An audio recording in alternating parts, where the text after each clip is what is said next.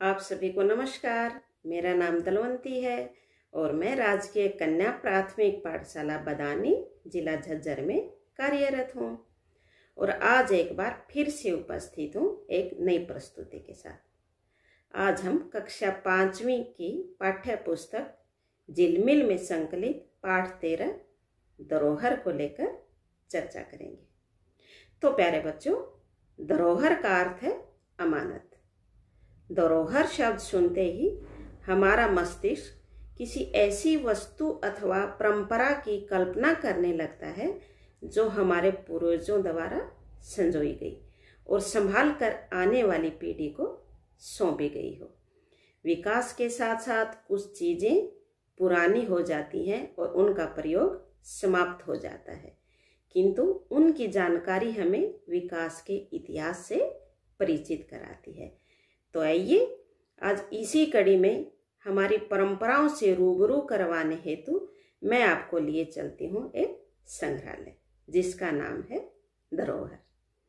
यह संग्रहालय कुरुक्षेत्र में स्थापित किया गया है और हरियाणवी परंपराओं का जीवित चित्र प्रस्तुत करता है। इसमें हरियाणा प्रदेश के रहन सहन, खान पान, पहनावा, मेले, त्योहार, रीति रिवाज की संपूर्ण झांकी देखी जा सकती है। इसे देखकर लगता है मानो हरियाणा की संस्कृति जीवंत हो उठी है। यहाँ छाया चित्रों के माध्यम से हरियाणा की संस्कृति के विभिन्न पहलुओं को सहजता से दिखाया गया है। इस संग्रहालय में पुरस्कृत खिलाड़ियों के चित्रों के साथ साथ स्वतंत्रता सेनानियों के बोलते हुए से चित्र आपको सहज ही आकर्षित और प्रेरित करते हैं। थोड़ा आगे चलते हैं तो कुरुक्षेत्र विश्वविद्यालय ने इस संग्रहालय को स्थापित कर शताब्दियों पुरानी पांडुलिपियों को भी सहेज कर जीवित सा कर दिया गया है। धरोहर के नाम को साकार बनाते हुए मोहनबाड़ी की खुदाई से निकला 1200 वर्ष पुराना मटका इस संग्रहालय की शान बना हुआ है, जिसे देखकर ये पंक्तियां स्वतः याद आ जाती हैं। बंद कमरों में चीजें पुरानी भला अब कौन रखता है। बंद कमरों में चीजें पुरानी भला अब कौन रखता है। शहरों में परिंदों के लिए पानी भला अब कौन रखता है। संभाल कर बुजुर्गों की निशानी भला कौन रखता है। संभाल कर बुजुर्गों की निशानी भला कौन रखता है। लेकिन धरोहर ने हमारे बुजुर्गों की निशानियां संभाल कर रखी हुई हैं और अभी तक रख रहे हैं। इन पंक्तियों का उत्तर हमें धरोहर में बहुत सुंदर ढंग से देखने को मिल जाता है। खाट पर कपड़े की झूल बांधकर अपने बच्चों को झुलाती हरियाणवी महिलाएं वात्सल्य को एक नई पहचान देती हैं। जो हाथ खेत में पुरुष के साथ लावणी करवाते हैं, वही बालक को सुलाते समय सारी कठोरता छोड़कर सुकोमल हो जाते हैं।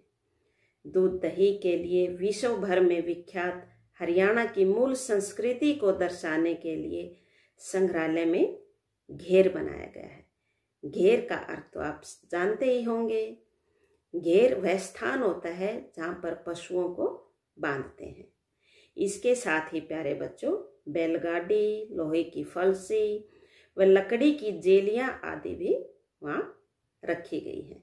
घेर में बनाई गई गंडासे से चारा काटते किसान की प्रतिकृति तो अनायास ही ध्यान आकर्षित करती है। वह एकदम जीवंत प्रतीत होती है। आपको ऐसा लगेगा जैसे हमारा ही कोई बुजुर्ग आदमी यहाँ पर चारा काटने का काम कर रहा है। वहाँ थोड़ा आगे चलते ही देशा में देश हरियाणा जित दूध दही का खाना, ये नारा तो आपने खूब सुना होगा। देशा में देश हरियाणा जित दूध दही का खाना, यह उक्ति संग्रहालय के रसोई घर को देखकर सार्थक प्रतीत होती है। हरियाणा के देसी घी का हर कोई दीवाना है। देसी घी की महक संग्रहालय में स्थापित रसोई में महसूस की जा सकती है। यहाँ दूध मथती, बाजरा कूटती, अनाज पीसती तथा चूल्हे पर रोटियां सेकती महिलाओं की प्रतिकृतियां इस रसोई घर को सजीव बना देती हैं।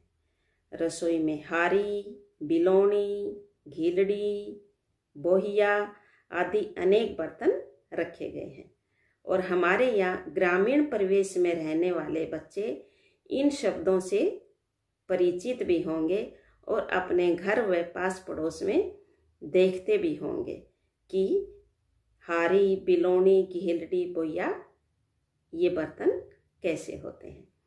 हरियाणा में इस्तेमाल होने वाले अनेक प्रकार के वाद्य यंत्र व आवागमन के साधन जैसे रथ, बैलगाड़ी, बैलों की पालकी आदि को भी इस संग्रहालय में स्थान दिया गया है।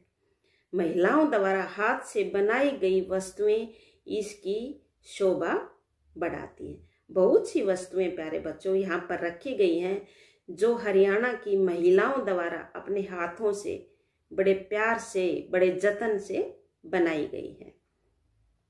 यहाँ पर रखा लगभग 5 फुट ऊंचा हुक्का सहज ही सबको आकर्षित कर लेता है।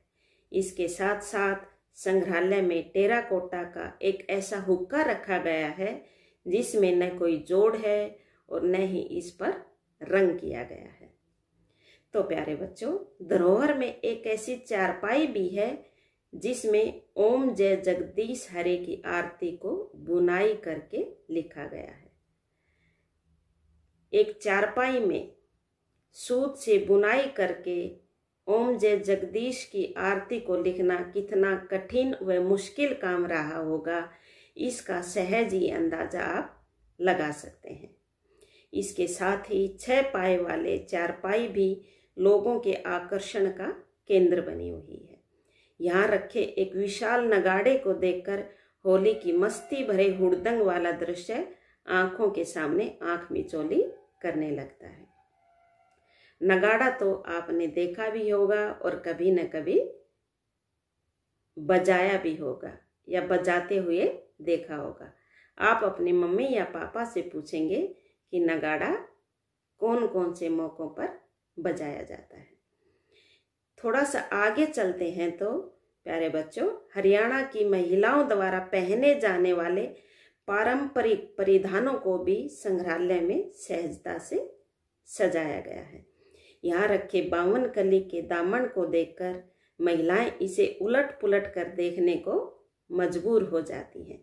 इस दामन की सबसे बड़ी खूबी है कि इसका वजन 15 किलो है और इसको दोनों तरफ से पहना जा सकता है। ध्यान से सुनना, इस दामन का कितना वजन है? 15 किलो। और इसकी एक विशेषता ये भी है कि इसको दोनों तरफ से पहना जा सकता है।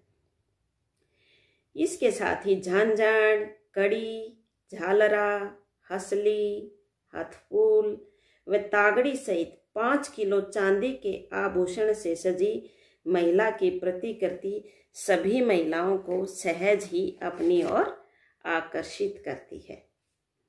धरोहर में ऐसे पत्थरों को भी स्थान दिया गया है जो रबड़ की तरह हिलते हैं। ये पत्थर दादरी के पास स्थित कलियाणा गांव की पहाड़ी से मिले हैं।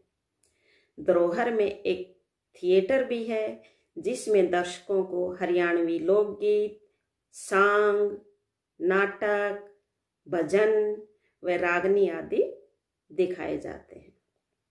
तो हम कह सकते हैं कि धरोहर सिर्फ एक संग्रहालय नहीं अपितु हरियाणवी संस्कृति एवं परंपराओं का अनूठा संगम है।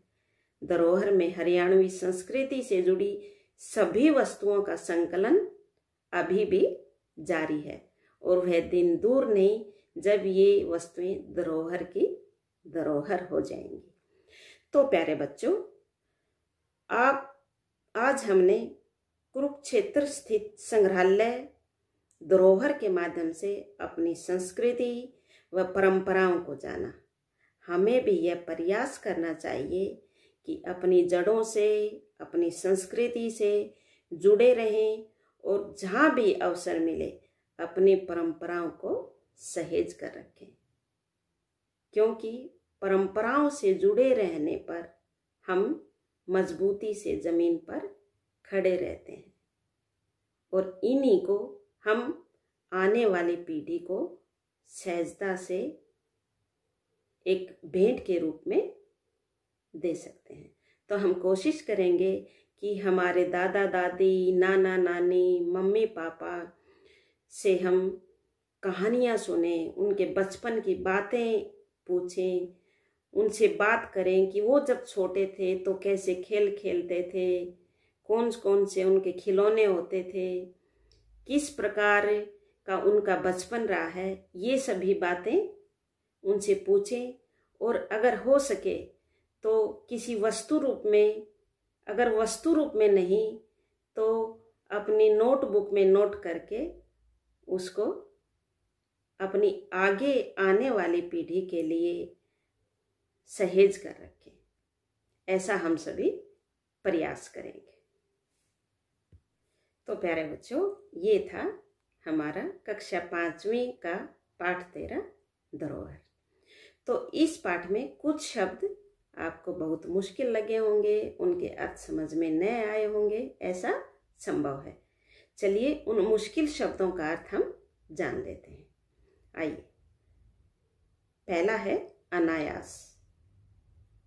अनायास का अर्थ है एकाएक या अचानक।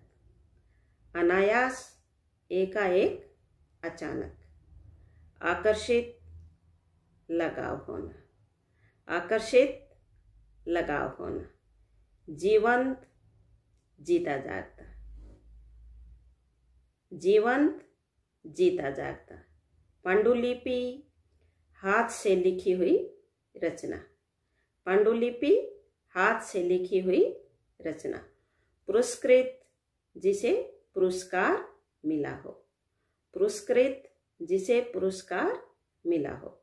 प्रतिकृति, मूर्ति अथवा चित्र। प्रतिकृति, मूर्ति अथवा चित्र। वात्सल्य, संतान के प्रति प्रेम। वात्सल्य का अर्थ है संतान के प्रति प्रेम। शताब्दी, तो प्यारे बच्चों, शताब्दी का अर्थ है 100 वर्षों का समूह। संग्रहालय, संग्रहालय का अर्थ है वस्तुओं को संग्रह करने का स्थान। शताब्दी 100 वर्षों का समूह और संग्रहालय वस्तुओं को संग्रह करने का स्थान। तो प्यारे बच्चों, ये थे कुछ मुश्किल शब्दों के अर्थ। अब आपने पाठ को समझ लिया है, आशा है आपको समझ आया होगा। अब देखते हैं आपको कितना समझ आया।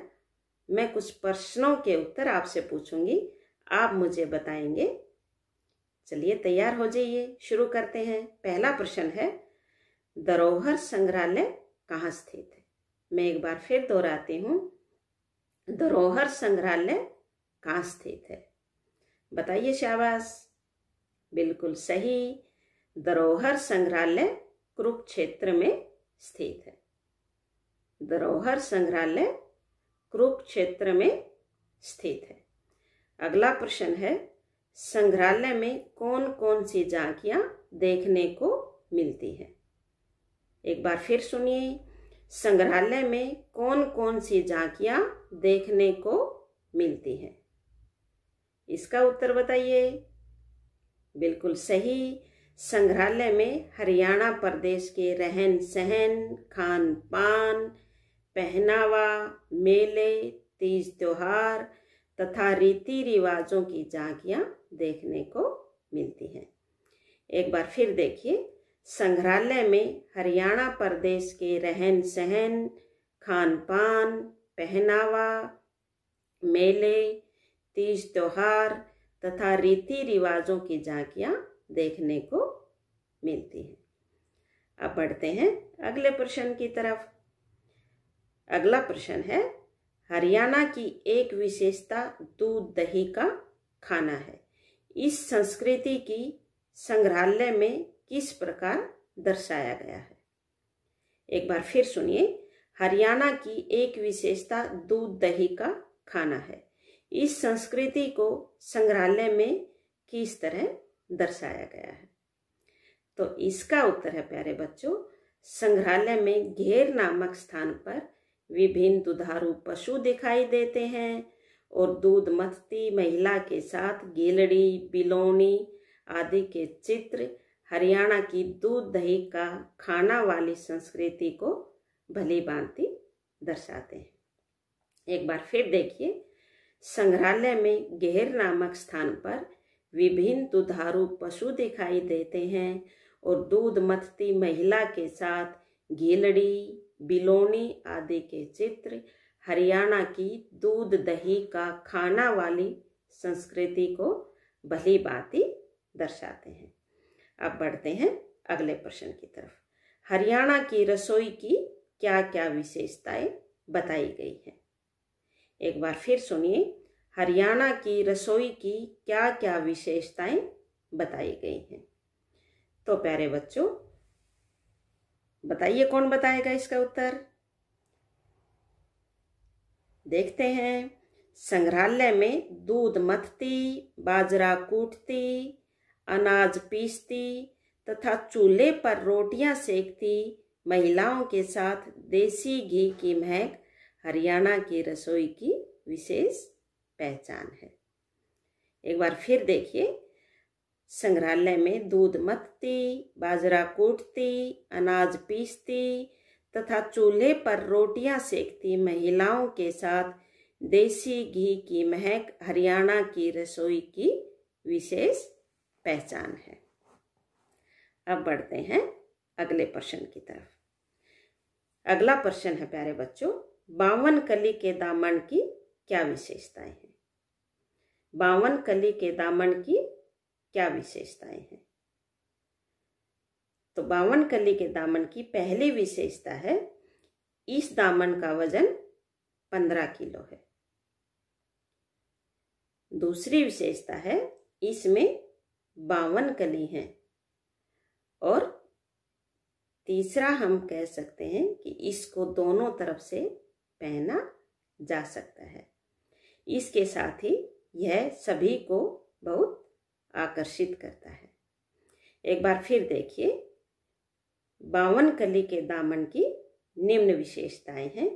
इस दामन का वजन 15 किलो है, इसमें 52 कली हैं, इसको दोनों तरफ से पहना जा सकता है और यह सहज ही सभी को आकर्षित करता है। तो प्यारे बच्चों, ये थे पाठ में आए कुछ प्रश्नों के उत्तर। आशा है आप सभी को अवश्य ही समझ आए होंगे। हाँ तो प्यारे बच्चों, अब हम जान लेते हैं आप अपनी रसोई के स्वाद से कितने परिचित हैं। तो तैयार हो जाइए, मैं कुछ वस्तुओं के, खाने पीने की चीज़ों के नाम आपके सामने बोलती हूँ और आप मुझे बताएंगे उनका स्वाद कैसा है। सभी बच्चे तैयार? चलिए शुरू करते हैं। छाछ, बताइए शाबाश। खट्टा, छाछ खट्टा। बाजरे की खिचड़ी नमकीन। लापसी, कौन बताएगा? सभी ने खाई तो अवश्य होगी। हाँ शाबाश, लापसी का स्वाद मीठा होता है। चूरमा, ये तो सभी खाते हैं, मीठा।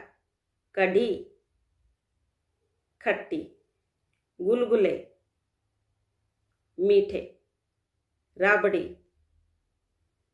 कुछ बच्चे नमकीन बता रहे हैं, कुछ आवाजें मीठी बता रही हैं। बिल्कुल सही, राबड़ी नमकीन भी हो सकती है और मीठी भी। इनको दोनों स्वाद में हम खाते हैं। शाबाश प्यारे बच्चों, सभी ने बहुत अच्छे उत्तर दिए। इसका मतलब आप रसोई के स्वाद से बिल्कुल परिचित हैं। अब आप मुझे बताइए, नोटबुक में लिखने के लिए किस वस्तु की जरूरत पड़ती है? बताइए शाबाश। इसका प्रयोग तो आप हर रोज करते हैं। बिल्कुल सही, नोटबुक में लिखने के लिए पेन या पेंसिल की आवश्यकता पड़ती है। तो प्यारे बच्चों, यहाँ पर मैं कुछ वस्तुओं के नाम बताऊंगी, तो आप मुझे उनका प्रयोग बताएंगे, कब वह कहाँ उनका प्रयोग होता है या कब वह कहाँ उनकी जरूरत पड़ती है। तो देखिए, शुरू करते हैं। बिलोणी, दही बिलोने के लिए। बिलोणी, दही बिलोने के लिए। घिलड़ी, घी रखने के लिए। घिलड़ी, घी रखने के लिए। बोहिया, रोटी रखने के लिए। बोहिया, रोटी रखने के लिए। बुखारी, अनाज रखने के लिए। प्यारे बच्चों, मैं यहाँ बता देना चाहती हूँ आप सबको कि ठंडे प्रदेशों में बुखारी का प्रयोग होता है आग जलाने के लिए, और हमारे हरियाणा में बुखारी का प्रयोग होता है अनाज रखने के लिए। तो ये आप लोग ध्यान रखेंगे। बैलगाड़ी, सामान ढोने के लिए। बैलगाड़ी, सामान ढोने के लिए। पालकी, बैठने के लिए। पालकी, बैठने के लिए। गंडासा, काटने के लिए। गंडासा, काटने के लिए। ग्रामीण परिवेश में इसका प्रयोग आप सबने देखा भी होगा या अपने घर में भी आप कुछ बच्चे देखते होंगे। बीजना, बीजना का प्रयोग प्यारे बच्चों हवा करने के लिए होता है। पंखी, इसका प्रयोग भी हवा करने के लिए होता है। बीजना हवा करने के लिए, पंखी का प्रयोग भी हवा करने के लिए। टोकनी, तो टोकनी का प्रयोग प्यारे बच्चों पानी स्टोर करने के लिए भी होता है और पानी बाहर से ढोने के लिए भी। पानी रखने के लिए या पानी ढोने के लिए। तो ये थे कुछ शब्द जिनसे आप हो सकता है पहले से परिचित हों। अगर नहीं हैं तो आपको कुछ नए शब्दों का पता चला, आपने सीखे, आपको अच्छा लगा। तो प्यारे बच्चों, आगे हम करते हैं भाषा की बात। तो शुरू करते हैं। गांव में महिलाएं सुबह सुबह दूध बिलोते हुए गीत गाती हैं। गांव में महिलाएं सुबह सुबह दूध बिलोते हुए गीत गाती हैं। इस वाक्य में दूध व गीत संज्ञा है तथा बिलोते हुए व गाती हुई क्रियाएं हैं। एक बार फिर देखना, इस वाक्य में दूध व गीत संज्ञा है तथा बिलोते हुए व गाती हुई क्रियाएं हैं। इसी तरह निम्नांकित वाक्यांशों से संज्ञा व क्रिया शब्द छांट कर लिखें। तो आगे बढ़ने से पहले हम जान लेते हैं कि संज्ञा व क्रिया क्या होते हैं। तो प्यारे बच्चों, किसी भी व्यक्ति, वस्तु, स्थान या भाव के नाम को संज्ञा कहते हैं। ये हम पहले भी पढ़ चुके हैं, लेकिन एक बार फिर दोहरा लेते हैं। किसी भी व्यक्ति, वस्तु, स्थान या भाव के नाम को संज्ञा कहते हैं। अगर आसान शब्दों में कहें तो नाम को ही संज्ञा कहते हैं। इसी प्रकार जिन शब्दों से किसी काम का करना या होना पाया जाए उन्हें क्रिया कहते हैं। जिन शब्दों से किसी काम का करना या होना पाया जाए उन्हें क्रिया कहते हैं, यानी काम को ही क्रिया कहते हैं। अब देखते हैं, निम्न वाक्यांशों में हमें संज्ञा व क्रिया अलग करनी है। तो अब हम इसको आसानी से कर सकते हैं।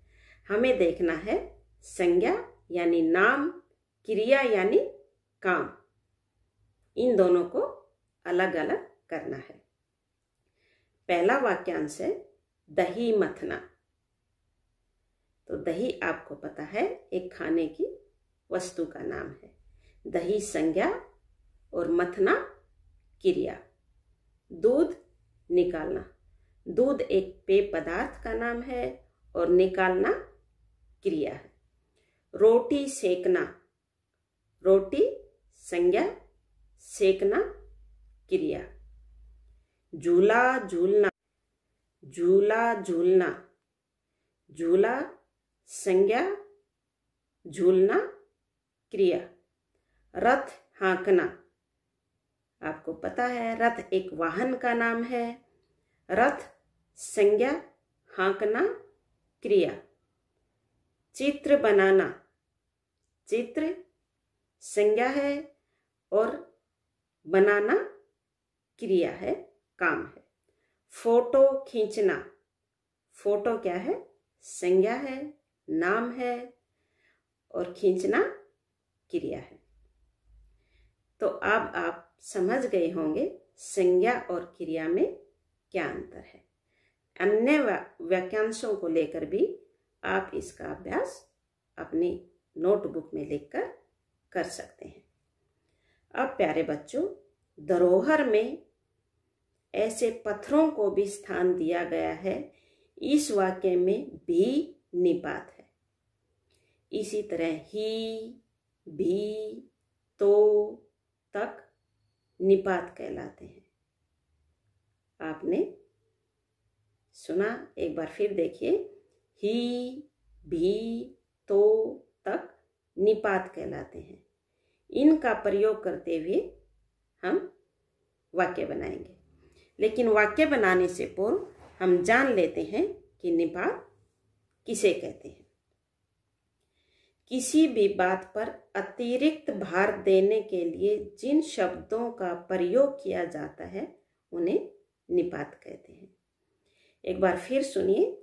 किसी भी बात पर अतिरिक्त भार देने के लिए जिन शब्दों का प्रयोग किया जाता है उन्हें निपात कहते हैं।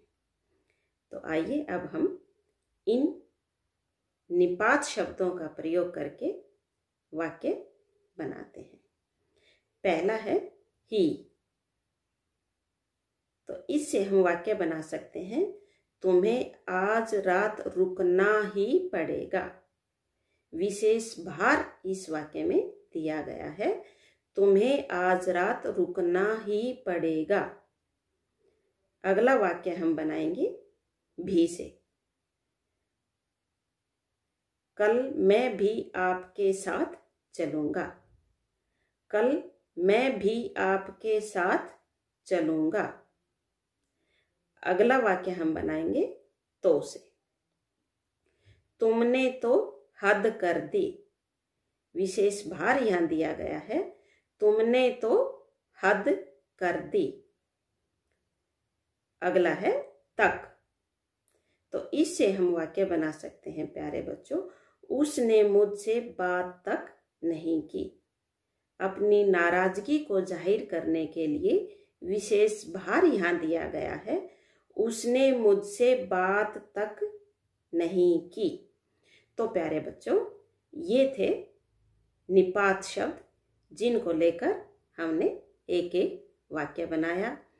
इन शब्दों को लेकर अन्य वाक्य लिखने का प्रयोग अब आप अपनी नोटबुक में करेंगे और इन शब्दों को लेकर एक एक वाक्य, इन जो मैंने आपको बताया इससे अलग वाक्य अब आप अपनी नोटबुक में लिख लेंगे। तो प्यारे बच्चों, अब करते हैं आपकी बात आपके साथ। तो आप मुझे बताएंगे कि आपके घर में आपके पूर्वजों द्वारा रखी हुई कौन सी वस्तुएं रखी हैं। आपके घर में पूर्वजों द्वारा रखी हुई किन्हीं दो वस्तुओं के नाम आप अपनी नोटबुक में नोट कर लेंगे। पाठ में कई स्थानों पर नगाड़े की बात की गई है, तो आप पता लगाएंगे कि नगाड़े को किन किन मौकों पर बजाया जाता है। मम्मी पापा, दादा दादी या नाना नानी से पूछेंगे कि नगाड़े को किन किन मौकों पर बजाया जाता है। इसके साथ ही प्यारे बच्चों, धरोहर में आपने खिलाड़ियों और स्वतंत्रता सेनानियों के छायाचित्र देखे। तो आप भी हरियाणा के प्रसिद्ध खिलाड़ियों के नाम की सूची बनाएंगे जो आपको बहुत पसंद हो और साथ में उनके चित्र भी अपनी नोटबुक में चिपका लेंगे। हरियाणा के प्रसिद्ध खिलाड़ी जो आपको बहुत पसंद हो, उनके नाम की सूची बनाकर उनके चित्र भी अपनी नोटबुक में चिपका लेंगे।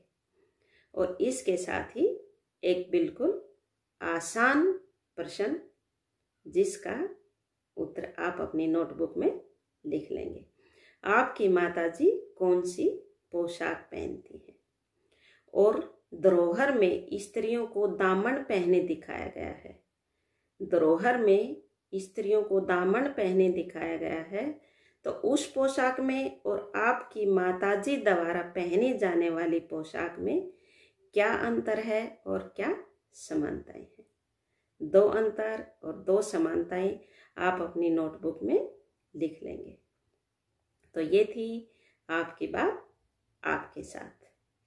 इसमें ये बच्चे ध्यान रखेंगे कि कोई भी उत्तर गलत नहीं होगा, सभी बच्चों के उत्तर सही होंगे। जो भी आप लिखोगे वह सही होगा। तो ये थी बच्चों कहानी धरोहर की। अवश्य ही आपको अच्छी लगी होगी, आपको समझ आया होगा। तो इसी के साथ मैं चलती हूँ।